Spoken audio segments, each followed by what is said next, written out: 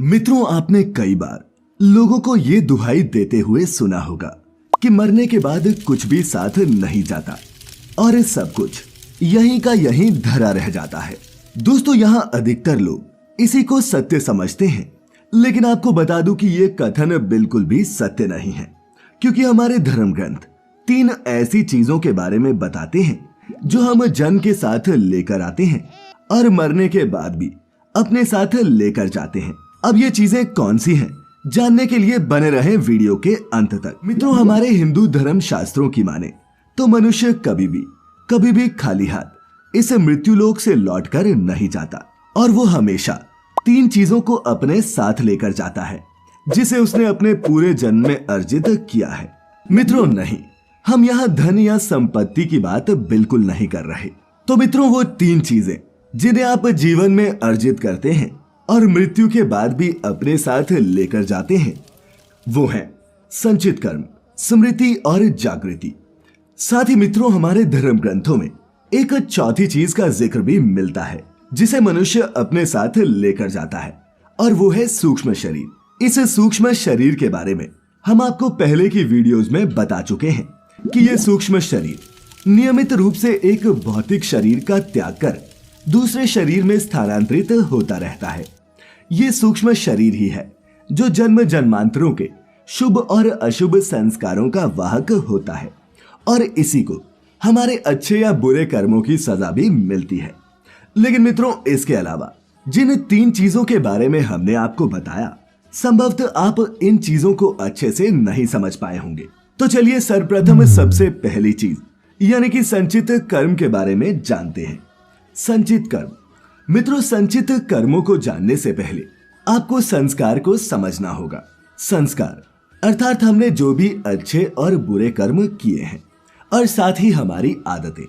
क्या आप जानते हैं कि ये संस्कार सिर्फ मनुष्य के पूर्व जन्मों से नहीं आते, बल्कि उसमें कुछ संस्कार उसके माता पिता से भी मिलते हैं, जो कि रज और वीर्य के माध्यम से उस सूक्ष्म शरीर में प्रविष्ट होते हैं। इसीलिए मनुष्य का व्यक्तित्व इन दोनों से प्रभावित होता है।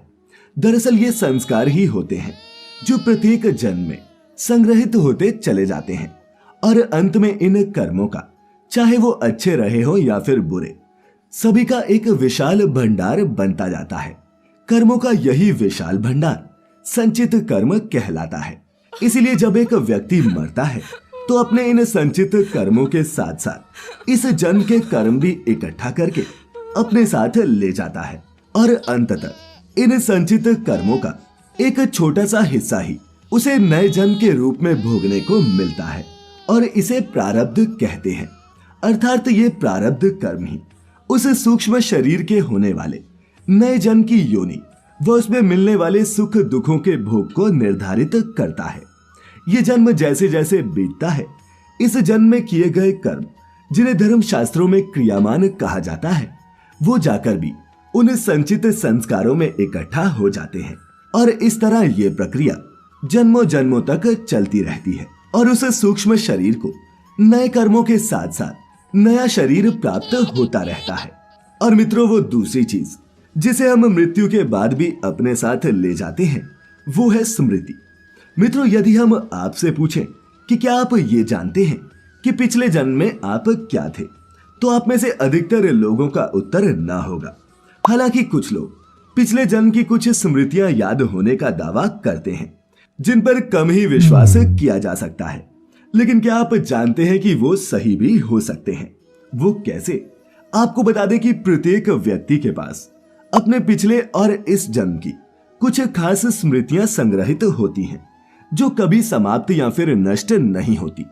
और इसका एक सटीक उदाहरण है गीता उपदेश के दौरान भगवान कृष्ण द्वारा कही गई वो बात, जब वो अर्जुन से कहते हैं कि हे अर्जुन, तुझे अपने अगले और पिछले जन्मों का कुछ याद नहीं, लेकिन मुझे अपने लाखों जन्मों की स्मृति है। और क्या तुम जानते हो कि लाखों वर्ष पूर्व भी तू था और मैं भी था। यही नहीं, किस जन्म में तू क्या था मुझे ये भी ज्ञात है।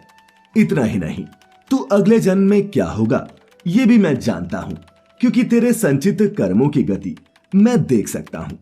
अब आप ये सोच रहे होंगे कि वो तो भगवान थे, इसीलिए उन्हें इन तथ्यों का ज्ञान रहा होगा। लेकिन ये ना भूलें कि उनका श्री कृष्ण रूप एक मनुष्य रूप ही था। भले ही ऐश्वर्य शक्तियों से परिपूर्ण होने के कारण उन्हें यह स्मृति ज्यादा स्पष्ट रही हो, लेकिन एक आम जनमानस में भी जन्म के साथ पिछले जन्म की कुछ स्मृतियां आती हैं जिन्हें वो धीरे धीरे भूल जाते हैं। लेकिन ये स्मृतियां कभी भी नष्ट नहीं होती और वो हमेशा उसके मस्तिष्क के किसी भाग में सुरक्षित रहती हैं।